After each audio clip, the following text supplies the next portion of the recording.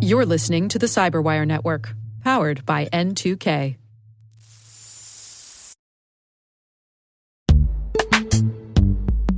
This episode is brought to you by Palo Alto Networks, the leader in cybersecurity. As AI-driven attacks increase, organizations can't afford to have network security that's stuck in the past.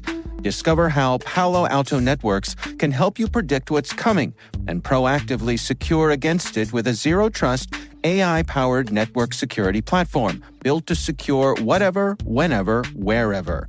To learn more, visit paloaltonetworks.com/network security platform.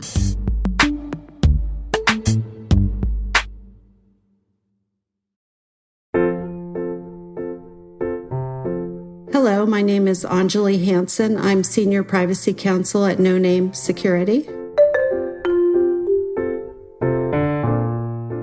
I was pretty sure that I wanted to do something international. I had traveled a bit, and my parents both came from other countries, and I had family all over the world, and I just liked different cultures, so I knew I wanted to do something international, but I wasn't sure what.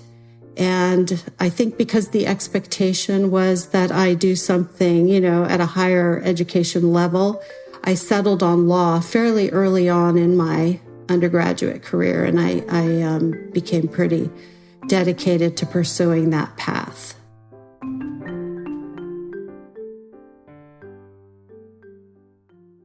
All I knew was that I wanted to do international law, and I was somewhat naive as to what that entailed. But once I got to law school, I saw the different types of fields that were available in international. I went to Georgetown because it's pretty well known for international law, had a pretty good curriculum for international law.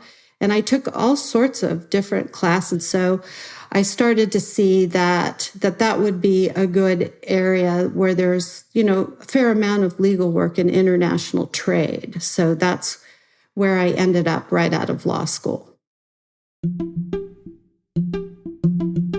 I did a lot of work at the International Trade Commission, which is a U.S. independent agency out of law school. And as a young attorney in the government, you're afforded a lot of responsibility that you wouldn't get. One of my favorite cases was roses from Colombia and Ecuador. There were a lot of imports coming in that was flooding the market at the time, and the U.S. industries were being injured by the lower prices of those roses. So we really investigated the impact of imports on the industries that were being affected by different types of products coming in. I learned so much. I learned a lot about steel because there was a lot of steel cases.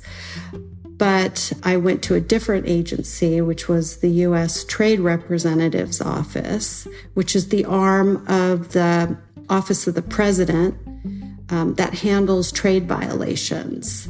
And I got into more intellectual property infringement when I was there. There were a lot of different counterfeiters, pirators of U.S. goods and other intellectual property.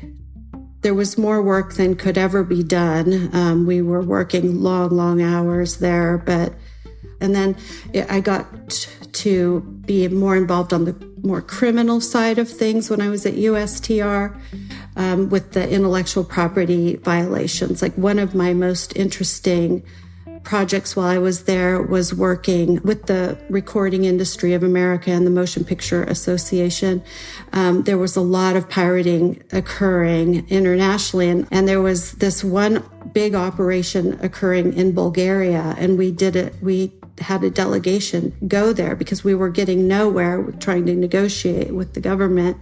There's so much crime happening on the internet, just as we couldn't really catch all these pirators back then because they would just pop up in new locations. Now, in the virtual realm, it's like that there's so much fraud and crime happening and copying of trademarks and copyrighted works on the internet.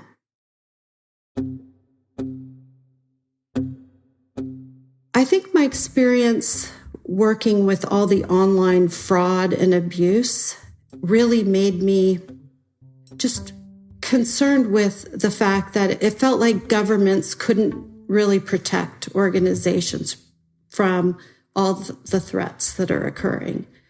And I was very interested in cybercrime because when I was at the Business Association, there was so much online abuse occurring against that organization's trademarks and domains and websites. They were the target of one of the largest phishing campaigns at the time. Thousands and thousands of emails spoofing the brand went out. And I even was able to work with the FBI and Department of Homeland Security to try to combat the incessant barrage that was happening against this one organization. It just really felt, like probably so many people out there, just powerless against all of the crime that's occurring, that each organization has to be their own fortress, have their own security army, and to protect themselves because the government is just not able to keep up. So I really became interested in helping organizations with this issue because I just feel like we don't have anywhere else to turn to. The government's a little bit impotent in this regard. They do great work, but they cannot keep up with everything. And so a company like Noname Security developed this really good cybersecurity product that I think is really beneficial to organizations. They're being used en masse by many organizations. I just was really impressed with the product, and it's a startup, and there was an opportunity to work with the compliance team at Noname, and I thought it was a really worthwhile company to work for.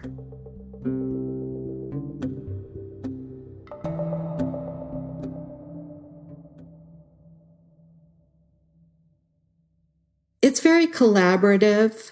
I think, being in compliance, you're maybe somewhat of a threat to other departments, possibly, because, you might uncover something. But I try to do it more in an educational way, like, here's resources. Training is really important. We have to help other departments protect the data because the data is throughout an organization. It's in HR. It's in sales and marketing, it's in IT, it's in finance. So you have to be able to work with all these teams across your organization. And I think the best way to do that is to go in there and say, this is the law, this is what we need to accomplish. And you have to find, this is kind of corny and it's oversaid, but, you have to find your privacy champions throughout the organization. I found them at Noname, that people in sales and marketing, for example, that understand, that we have to do this properly. And so you just work as collaboratively as possible. And you tell them the risks, and then they're grown-ups, they understand.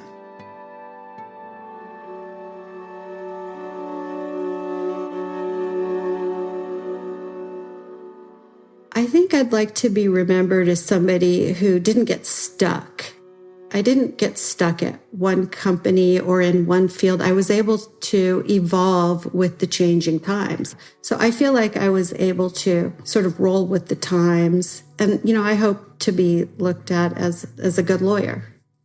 Whatever field you're in, you have to put in the hard work.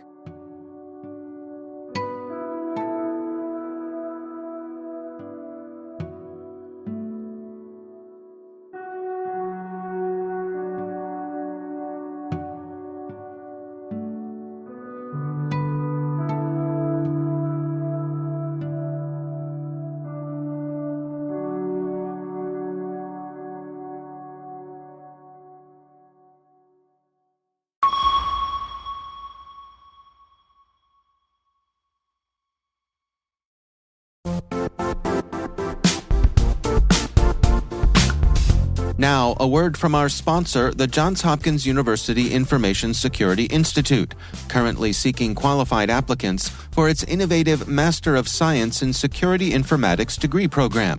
study alongside world-class interdisciplinary experts, and gain unparalleled educational, research, and professional experience in information security and assurance. Interested U.S. citizens should consider the National Science Foundation's CyberCore Scholarship for Service program, which covers tuition and a $6,000 annual professional development allowance, as well as providing a $37,000 additional annual stipend. Apply for the scholarship and the fall semester by March 1st.